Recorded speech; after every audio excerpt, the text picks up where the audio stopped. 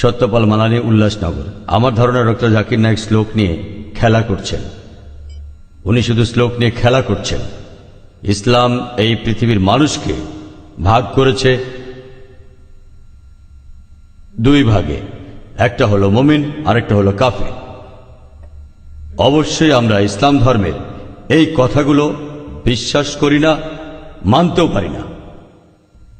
তাই ইসলাম ধর্ম যেভাবে আমাদের উপর সর্বজনের ভ্রাতৃত্বকে চাপিয়ে দিচ্ছে, সেটা আসলে কখনোই সম্ভব না। ইসলাম মানুষের মধ্যে শুধু বিভেদ তৈরি করে। তাদের মধ্যেও আছে শিয়া, সুন্নি, এছাড়াও ইসলামে আরো 70টা গোত্র আছে। হ্যাঁ, আমি আমার প্রশ্ন করছি, সমস্যা ইসলাম এটা দিতে পারবে না। পৃথিবীতে একমাত্র হিন্দু ধর্মই আমাদের সর্বজনীন ভ্রাতৃত্ব উপহার দিতে পারবে। এক কাম সত্তা বিপ্র বহুদা ভদান্তি, একটু আগে আপনি বললেন। ইসলাম এটা কোনোভাবেই মানে না। গরু হত্যা করছে, কাফির হত্যা করছে, তাদের সম্পত্তি কেড়ে নিচ্ছে, লুট, নারী নির্যাতন। ইসলামই বলে ভ্রাতৃত্ব, তাহলে কিভাবে আসবে?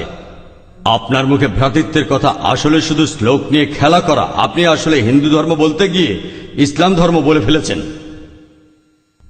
ভাই, আপনি বেশ কিছু মন্তব্য করেছেন। আর ইসলাম বলে ইন্নাল্লাহা মা'আস সাবিরিন, নিশ্চয়ই আল্লাহ তাদের সঙ্গে আছেন যারা ধৈর্যশীল। ভ্রাতৃত্ব বজায় রাখতে গেলে আপনাকে ধৈর্যশীল হতে হবে। ধৈর্যশীল যদি আমরা না হই, তাহলে ভাইয়ের সাথে ভাইয়ের যুদ্ধ লেগে যাবে। ইসলাম বলছে সূরা আল বাকারার 153 নম্বর আয়াতে আছে, ইন্নাল্লাহা মা'আস সাবিরিন, নিশ্চয়ই আল্লাহ ধৈর্যশীলদের সঙ্গে আছেন। আর ভ্রাতৃত্ব বজায় রাখতে চাইলে ধৈর্যশীল হতে হবে। আর আমি এখানে উপস্থিত গুরুজনদের শ্রদ্ধা করি। তিনি হয়তো হিন্দু ধর্ম সম্পর্কে ভালো জানেন, তবে দুঃখিত যে আমি তার সঙ্গে একমত নই। ইসলাম সম্পর্কে তার জ্ঞান কিছুটা কম। আর ওনার সাথে আমি একমত যে ইসলাম ধর্মে মানুষকে দুই ভাগে ভাগ করা হয়। একটা হলো যারা বিশ্বাসী মুমিন, আরেক দল হলো কাফির, উনি যেভাবে বললেন। আর প্রত্যেক ধর্মেই দুই প্রকার মানুষ আছে, এমনকি হিন্দু ধর্মেও হিন্দু আর অহিন্দু। খ্রিস্টান ধর্মে খ্রিস্টান আর অখ্রিস্টান, ইহুদি ধর্মে ইহুদি আর নন ইহুদি, ইসলামে মুসলমান আর অমুসলমান। তাহলে ইসলাম আলাদা হলো কি করে? আর আমি এখানে হিন্দু ধর্মের সমালোচনা করব না, আমি সমালোচনা করব না। কিন্তু আজকের এই লেকচারে আমি হিন্দু ধর্ম নিয়ে কথা বলবো, কারণ আমি বিভিন্ন ধর্মের একজন ছাত্র হিসাবে আমি বেদ পড়েছি, আমি উপনিষদ পড়েছি। তবে এখানে ছোট্ট একটা মন্তব্য করি। হিন্দু ধর্মগ্রন্থ বেদে আছে যে এই মানুষ জাতি সৃষ্টি হয়েছে সর্বশক্তিমান ঈশ্বরের 4টে অংশ থেকে। তার মাথা থেকে এসেছে ব্রাহ্মণ, বুক থেকে এসেছে ক্ষত্রিয়, আর উরু থেকে বৈশ্যরা ব্যবসায়ী জাত, আর পা থেকে শূদ্ররা বর্ণপ্রথা। আমি এটা নিয়ে মন্তব্য করতে আসিনি, আমি এটা চাই না। আমি চাই না হিন্দু ভাইদের মনে আঘাত দিতে। ইসলাম ধর্ম এটার অনুমতি দেয় না। আমি এসব নিয়ে মন্তব্য করছি না, কোনো ধর্মের সমালোচনা করছি না, আমি কারো সমালোচনা করছি না। আমি কথা বলছি না যে কোনো ধর্ম ভুল। তবে আপনি যদি ভালোভাবে বেদ পড়ে থাকেন, আপনি এখানে সবাইকে বলতে পারেন বেদে কথা বলে কিনা যে স্রষ্টার মাথা থেকে ব্রাহ্মণ এসেছে, তার বুক থেকে ক্ষত্রিয়রা এসেছে, উরু থেকে এসেছে বৈশ্যরা ব্যবসায়ী জাত, বিদ্বান গোত্র, যোদ্ধা গোত্র, ব্যবসায়ী গোত্র, শূদ্র। শূদ্ররা হলো সবচেয়ে নিম্নবর্ণের। আর ডক্টর আম্বেদকর এটা নিয়ে বই লিখেছেন। আমি সব খুলে বলছি না। হিন্দু ধর্ম আমি ভালোভাবে পড়েছি। আমি হিন্দু ধর্মের অনেক কিছু শ্রদ্ধা করি, বেশ কিছুর ব্যাপারে একমত নয়, এটা আমাকে আপনি বলতে বাধ্য করলেন। পবিত্র কোরআনে সূরা আনামের 108 নম্বর আয়াতে আছে, তাহাদিগকে গালি দিও না আল্লাহকে ছাড়িয়ে তাহারা যাহাদিগকে ডাকে, কেননা অজ্ঞানতাবশত তাহারা গালি দিবে আল্লাহ সুবহানাহু ওয়া তাআলাকে। এখানে আমি হিন্দু ধর্মের ভালো দিকগুলো নিয়ে বলেছি। কথাটা হলো তারা এক ঈশ্বরের ধারণায় বিশ্বাস করে। আপনার প্রশ্নের ব্যাপারে বলি যে আপনি বলেছেন মুসলিমরা তারা মানুষ খুন করে, এছাড়াও তারা হত্যা করে। আপনি বললেন গরু, ঠিক আপনি কথা বলেছেন। এই সবগুলো অভিযোগের উত্তর দেওয়া দরকার, সময় এখানে কম, কয়েকটার উত্তর দিচ্ছি। অন্য কেউ প্রশ্ন করেন, আপনাদের সবার ভুল ধারণাগুলো আমি ভেঙে দেব, আমারও ভালো লাগবে। আর ভুল ধারণাগুলো ভাঙিয়ে দিলেই তারা ইসলামকে ভালোভাবে বুঝতে পারবে। এজন্য আমার লেকচারে সবসময় একটা প্রশ্নোত্তর পর্ব থাকে। আর আমরাও বলি, যখন কেউ সমালোচনা করে আমারও ভালো লাগে। যত বেশি সমালোচনা হবে তত বেশি বোঝাতে পারবো, তত ভালো করে ইসলামকে বুঝতে পারবেন। আমিও সেটাই করি। ইসলামও বলে সত্যকে ছড়িয়ে দিতে। হিকমার সাথে পবিত্র কোরআনে সূরা নেহালের 125 নম্বর আয়াতে আছে, উদু ইলা সাবিলি রাব্বিকা বিল হিকমা ওয়াল মাউযিতিল হাসনা ওয়াজাদিলুম বিল্লাতি। মানুষকে প্রতিপালকের পথে আহ্বান করো হিকমত আর সদুপদেশ দ্বারা। আর উহাদের সহিত তর্ক করবে সবচেয়ে উত্তম পন্থায়। যখন বলা হয় আমরা আমিষ খেতে পারবো কিনা, গরু ছাগল কোরবানি দেয় ইত্যাদি, আর অনেক অমুসলিমই বলবে মুসলমান আপনারা সবাই নিষ্ঠুর মানুষ, প্রাণী হত্যা করেন। ভাই আপনাদের আমি বলি, একজন মুসলমান খুব ভালো মুসলমান হতে পারে, এমনকি যদি সে পুরোপুরি ভেজিটেরিয়ান হয়। এটা বলা হয়নি যে আপনাকে অবশ্যই ভেজিটেরিয়ান হতে হবে ভালো মুসলিম হতে গেলে, কিন্তু পবিত্র কোরআনে অনেকবারই বলা হয়েছে যখন তুমি মাংস খেতে পারো তখন মাংস খাবে না কেন। পবিত্র কোরআনে সূরা মাইদার 1 নম্বর আয়াতে উল্লেখ আছে, বলা হয়েছে যে ইয়া আইয়ুহাল্লাযিনা আমানু, হে মুমিনগণ, তোমাদের অঙ্গীকার পূর্ণ করিবে আর তোমাদের জন্য কিছু চতুষ্পদ প্রাণীকে হালাল করা হইয়াছে আর কিছু প্রাণী হারাম। পবিত্র কোরআনে সূরা নাহলের 5 নম্বর আয়াতে উল্লেখ আছে যে আল্লাহ চতুষ্পদ জন্তু সৃষ্টি করিয়াছেন যাহাতে তোমরা শীত নিবারণ করিতে পারো এবং উহাতে বহু উপকার রহিয়াছে এবং উহা হইতে তোমরা আহার করিয়া থাকো।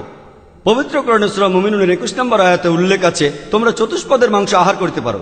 আমরা জানি যে আমিষে, এখানে অনেক ডাক্তার আছেন, আমি একজন মেডিকেল ডাক্তার, এতে অনেক প্রোটিন আছে, প্রচুর আয়রন আছে, আর এগুলো খুবই সুস্বাদু। আর এইসব আমিষ জাতীয় খাবারে আপনি যে প্রোটিন পাবেন, এই পরিমাণ প্রোটিন আর কোথাও পাবেন না, আপনি পাবেন না।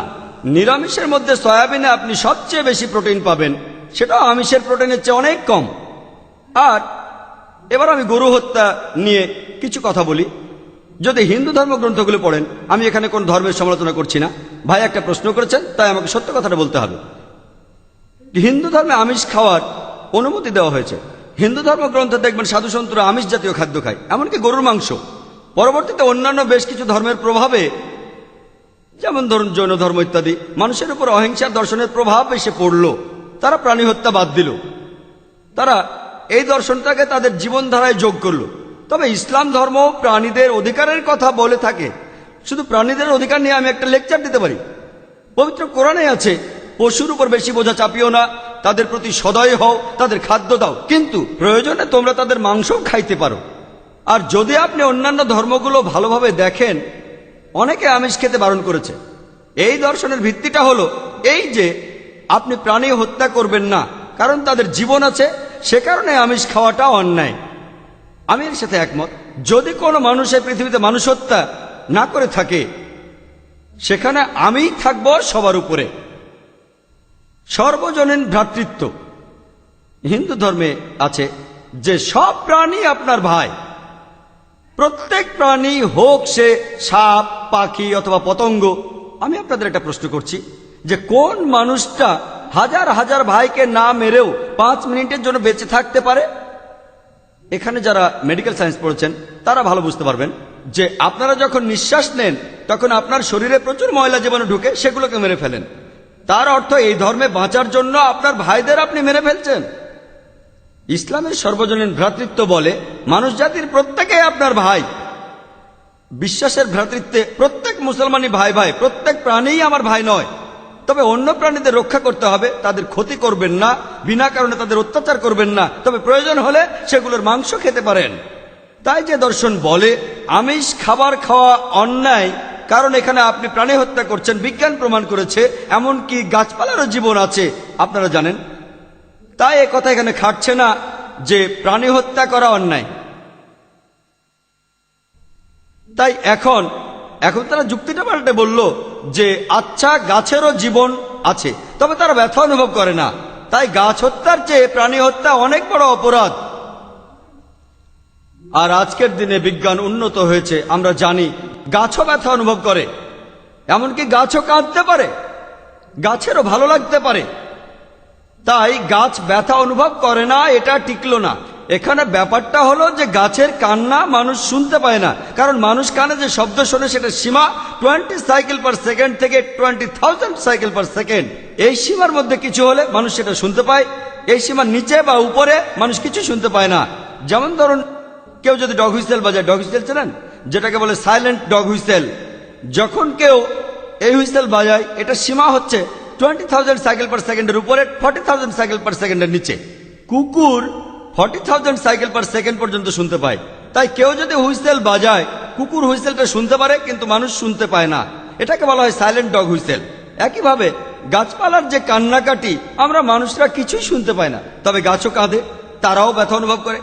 আমাদের একজন ভাই বললেন, যিনি বিষয়টা নিয়ে বেশ তর্ক করছিলেন, আর আমাকে বললেন, ভাই জাকির, আপনার কথা আমি মেনে নিলাম যে গাছপালারও জীবন আছে, তারাও ব্যথা অনুভব করে, তবে আপনি কি জানেন যে গাছের দুটো ইন্দ্রিয় কম আছে, তাদের তিনটা ইন্দ্রিয় আছে, পশু পাখির ইন্দ্রিয় আছে পাঁচটি, তাই গাছপালা হত্যার চেয়ে পশু হত্যা করা অনেক বড় অন্যায়। আমি তাকে বললাম যে ভাই, ধরুন আপনার একজন ছোট ভাই আছে, সে ছোটবেলা থেকে বোবা আর কালা, দুটো ইন্দ্রিয় কম, সে বড় হওয়ার পরে কেউ একজন তাকে খুন করে ফেললো, আপনি কি বিচারককে বলবেন, ও মাই লর্ড, এই খুনিকে কম শাস্তি দিন কারণ আমার ভাইয়ের দুটো ইন্দ্রিয় কম ছিল, এই কথাই বলবেন? আপনি বলবেন, ও মাই লর্ড, তাকে দ্বিগুণ শাস্তি দিন কারণ সে একজন নিষ্পাপ মানুষকে হত্যা করেছে। তাই ইসলামে এটা কোনো যুক্তি নয় যে দুটো বা তিনটা ইন্দ্রিয়। পবিত্র কোরআনে সূরা বাকারার 168 নম্বর আয়াতে আছে, যে বৈধ খাদ্যবস্তু আছে তাহা তোমরা আহার করো। তার অর্থ যেগুলো বৈধ আর হালাল খাবার সেগুলো খেতে পারো। আর এ কারণে আপনারা দেখতে পাবেন যে গবাদি পশু, আল্লাহ সুবহানাহু ওয়া তাআলার ইচ্ছায় গবাদি পশু বংশ বিস্তার করে বেশ তাড়াতাড়ি, মানুষ এবং অন্যান্য পশুর তুলনায় বেশ তাড়াতাড়ি দ্রুত বংশ বিস্তার করে। যদি আপনার কথা মেনে নেই যে মানুষ কোনো গবাদি পশু খাবে না, তাহলে পৃথিবীতে গবাদি পশুর পরিমাণ অনেক বেড়ে যাবে, অনেক বাড়বে। আর বললেন গরু হত্যা করা, এ নিয়ে বই লিখেছেন মৌলানা আব্দুল করিম পারেক। গো হত্যা, গরু কোরবানি কে জন্য দায়ী? যদি ভালোভাবে দেখেন, যারা চামড়া নিয়ে ব্যবসা করে, গরুর চামড়া মুসলিম অমুসলিম উভয়ই আছে, চামড়া, গরুর চামড়া, তারা এটা করে। তাই এটা থেকে যারা উপকার পাচ্ছে এই গোহত্যা থেকে, তাদের মধ্যে মুসলিমদের চেয়ে অমুসলিমরাই বেশি।